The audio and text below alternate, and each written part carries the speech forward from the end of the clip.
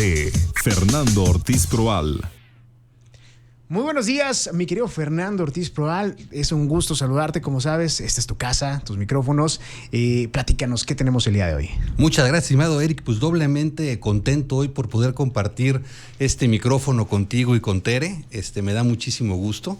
Y bueno, pues mira, no paramos de ver acontecimientos interesantes, tanto a nivel nacional como internacional, Eric, Tere. Y por ahí empezamos ya a tratar de entender qué está pasando en el mundo con el tema de la política, ¿no? Sí. Y nos parece que hay dos situaciones interesantes per se que parecen estarse extendiendo a lo largo y ancho del mundo respecto al tema político. Una es un histrionismo político.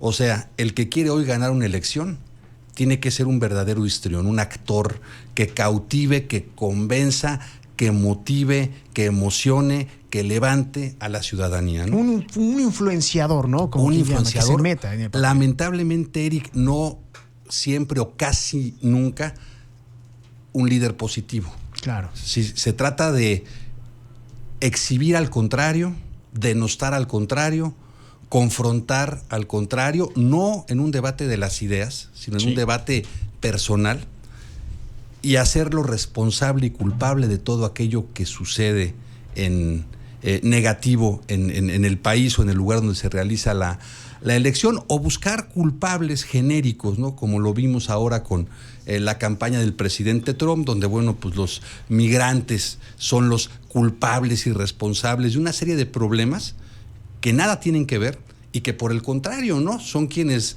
de una u otra manera están realizando actividades que los norteamericanos ya no quieren realizar, ¿no? Desde temas, la pesca, ¿no? Agropecuaria, temas como trabajo en sectores restauranteros, en bares, limpieza. Vaya, dicen que ya ni siquiera los Ubers los quieren manejar los norteamericanos, ¿no? Entonces, bueno, en lugar de ver esa parte, ¿no? De cómo han venido a llenar espacios laborales que de otra manera serían sumamente caros para ellos, es echarles la culpa, ¿no? Y por otro lado, frente a este histrionismo político, vemos una sociedad histérica, una sociedad con unos cambios emocionales, políticamente hablando, permanentes, en las que pueden ir de un lado a otro, dependiendo el espectáculo que le den estos histriones políticos. Pareciera que estamos en el Coliseo Romano, en el que la gente se emociona mientras más violenta es la batalla política, ¿no? Quiere sangre, ¿no? La gente quiere sangre. Y mira, Tere, es de alguna manera entendible, ¿no? Después de muchas décadas de estar comprando discursos políticos y promesas de campañas y catálogos de buenas intenciones, a veces de la izquierda, a veces de la derecha, y luego se nos vendió el tema del centro y la tercera vía y todo, sin que se resuelva la problemática. El ciudadano ya se cansó. Entonces ahora, como bien dice Tere, disfruta viendo este espectáculo político de sangre, ¿no? ¿Y quiénes son los gladiadores políticos que triunfan? Pues aquellos que tienen una mayor capacidad de confrontación, ¿no? Que no forzosamente implica que van a ser buenos estadistas. Lo estamos viendo, por ejemplo, en Francia, ¿no? Francia es un caso muy curioso porque tiene un régimen político mixto. Es presidencialista y parlamentarista, está combinado. El presidente es es el jefe de gobierno, y el primer ministro, que es el jefe del Estado francés, lo designa el presidente, pero tiene que pasar por la aprobación del Congreso. Es correcto. Macron designa a Bernier, que no tenía un buen ambiente congresional, y en lugar de que se le dé el voto de confianza, se le dé el voto de censura, y en 100 días, me parece, lo decían hace un rato ustedes, el primer ministro que menos tiempo ha estado en la historia. En la historia, creo que incluso menos que Pompidou, ¿no? Que fue el antecesor de Charles de Gaulle, y va para afuera, ¿no? ¿Qué pasó? Curiosamente, la extrema derecha y la extrema izquierda francesa suman votos para echar afuera al, entre comillas, centro, ¿no? O sea, estamos viendo una polarización cada vez mayor de la política, un ejercicio de la política más agresivo entre quienes están compitiendo, Y me parece que eso no va a llevar a nada positivo, ¿no? Y vemos arrebatos como ahora que Joe Biden pierde la elección y se le ocurre, cómo no, pues para eso es el presidente, aunque ya se va, exonerar a su hijo Hunter Biden. De una vez. Entonces, o sea, todas estas incongruencias políticas que vemos, por ejemplo, en España, donde no ha podido hacer gobierno eficaz Pedro Sánchez y las minorías empiezan a cobrarle caras facturas al que llega a la titularidad del Ejecutivo. Todo esto lo único que exhibe, insisto, es estos dos fenómenos, ¿no? La histeria política de quienes compiten, la histeria política de los electores y el histrionismo de quienes compiten, ¿no? Y yo trayendo a colación a un gran filósofo mexicano, ¿a dónde vamos a parar con esto, Híjole, Fernando? Porque Tere, queremos sangre, pero vemos cada vez más sangre y no nos satisface. Y seguimos en esta vorágine de tú sé más pleitista, yo te aplaudo más, te llevo al poder, pero no vas a hacer nada, pero me voy a enojar más. Pues mira, prácticamente como un guión de cine. Mira, me atrevo a decir como Juego de Tronos, casi. Así es. Sí. Y de veras que la realidad supera la ficción. Ahorita que pregunta Tere, ¿a dónde vamos a parar? Pues a donde estamos, tristemente, ¿no? Sí. Estamos con una sociedad cansada de la política, donde ya algunos pensadores incluso empiezan a cuestionar, bueno, este sistema que se inventaron los griegos de la democracia, qué tan eficaz o eficiente es para resolver la problemática social. Finalmente, los seres humanos nos asociamos para estar mejor, no para estar peor, ¿no? Vemos personajes como Vladimir Putin en Rusia. ¿Cómo es posible que esos perfiles no solo lleguen al poder, sino que se perpetúen en el poder, ¿no? Y ahí está Nicaragua aquí abajo, ¿no? Y ahí está Venezuela, y no son tan pocos, ¿no? Y la verdad es que desconocemos realidades africanas y asiáticas donde seguramente está pasando lo mismo, porque me parece que es un fenómeno mundial. La política ha perdido credibilidad y los ciudadanos están cobrando facturas de incompetencia política pasada a través de apoyar a quienes más ruido hacen, ¿no? A quienes más confrontan. ¿Y a dónde vamos? Pues esta confrontación termina permeando por los distintos ámbitos sociales, ¿no? La confrontación impide que se atiendan temas como la seguridad, como la migración, como el empleo, ¿no? Que se pueda legislar. Hay temas bien interesantes legislativos desahogándose en México. Ustedes daban cuenta con esto de la famosa ley Silla, que no deja de tener su relevancia. Sí. Pero no estamos concentrados en qué le dijo Corral a Fernández Noroña, ¿no? Que al final ya se pidieron perdón y lo que ustedes quieran, ¿no? Pero sí al se final dieron su agarrón. Se dieron su agarrón. Que se dieran su agarrón con la sociedad, ¿no? Que ese es el punto. Ese es el tema, pero lo que nos llama la atención es la carnita al final del día. No nos interesa lo que se está cocinando, sino a qué huele. ¿No? Lo importante, los temas que nos van a afectar el día de mañana. No estamos en si Corral le contestó de que pues él sí era panista, pero que pues lo llamaron porque es bien buena onda y, exacto, y es bueno. Seguimos metidos. Por ahí alguien decía que México nunca deja de estar en proceso electoral. O sea, todo el tiempo en este país, cuando no es la presidencial, es la intermedia, y entre una y otra están las gobernaturas, pero al final, pues la manera más efectiva de hacer política es haciendo grilla, ¿no?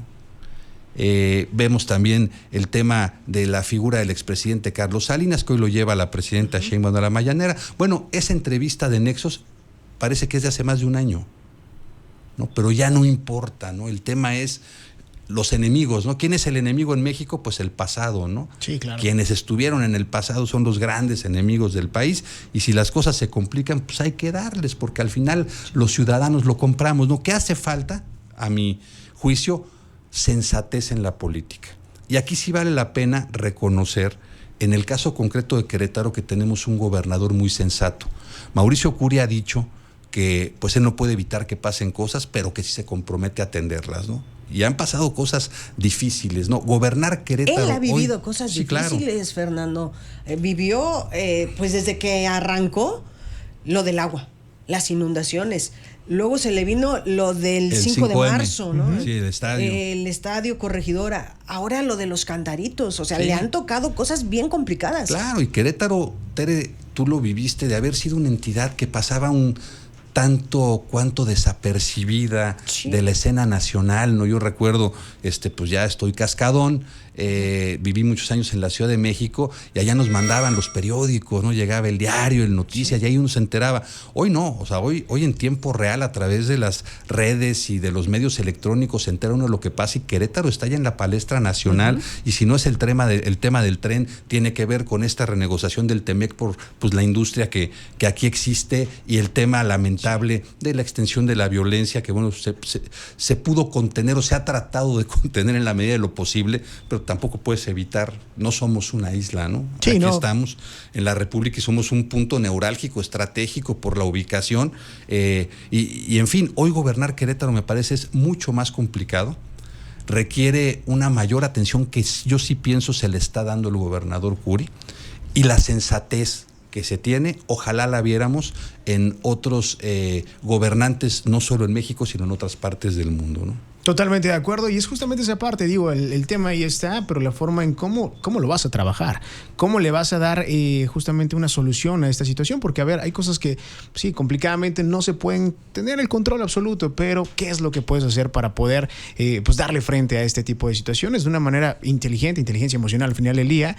Y sobre todo tocas un tema muy importante, el tema de redes sociales, que lastimosamente, lejos de sumar, termina afectándonos, algo que debería unirnos, algo que debería comunicarnos de una manera más asertiva, termina, pues a veces, me atrevo a decir, complicando las cosas por las fake news o situaciones que elevan más el hecho de lo que sucede realmente hoy en día, ¿no? Así es, Eric, y fíjate, durante muchos años, y Tere no me dejará mentir, se creció con la idea de que el gran problema de México era la hegemonía priista, que el día que hubiera pluralidad democrática, sí, una efectiva democracia y pluralidad y alternancia política, se iban a resolver los problemas, y que entonces se iba a gobernar mejor para conservar el poder, etcétera. Y lamentablemente no. Lo que ha pasado es que en este caos político hay alternancia, sí, pero también se cambian a todas las estructuras de gobierno, se pierde la curva de aprendizaje, el que está, lo único en lo que se concentra es en permanecer. El gobernar pasó a segundo término, todos tienen la vista fija en el siguiente cargo, en el siguiente proceso, en lugar de estar atendiendo lo que está sucediendo en el momento, en el aquí y en el ahora cotidiano para los ciudadanos. En fin, no, toda esta contienda política que tanto anhelamos, no la hemos podido hacer coexistir con la eficacia de gobierno. Yo tuve la oportunidad de estudiar en los Estados Unidos un posgrado, sí, y tenía un profesor que trabajaba en el departamento de comercio en un muy buen nivel. Y cuando tú le preguntabas muy a la mexicana, oiga, profe, ¿y usted qué es? ¿Es demócrata o republicano? Fíjense la respuesta, no decía ninguna de las dos. Yo soy funcionario del departamento de comercio de los Estados Unidos y a veces voto por unos y a veces por otros. O sea, un profesional del gobierno, un profesional del ejercicio público, con un servicio de carrera que aquí lamentablemente no tenemos. Aquí quien quiere tener esas oportunidades públicas depende en una buena medida de con quién jale políticamente. Sí, las relaciones que haga al final del día. Y eso es lamentable. Pues mi estimado Fernando Ortiz Proal, muchísimas gracias. El tiempo nos ha comido, pero ha sido bien interesante lo que nos has venido a plantear, esta sensatez que a veces nos falta hasta en la vida diaria. Cierto. Porque vamos en la esquina y ya se nos metió el carro y ya no te voy a dejar pasar, y la pitadera y las mentadas a todo lo que da. Y a veces creo que nos falta ser sensatos. Así es, como dicen por ahí, en México no toleramos los abusos y la corrupción ajena. Eso sí. Ajena. Habría Ahí que ver está. la propia, ¿no? Muchísimas gracias, mi querido Fernando. A ti, Tere, Eric, un placer estar con ustedes el día de hoy. Muchas gracias, mi querido Fernando. Son ya las 7 de la mañana con 57 minutos. Mi querida Tere, vámonos. Vámonos a corte y regresamos. Más información.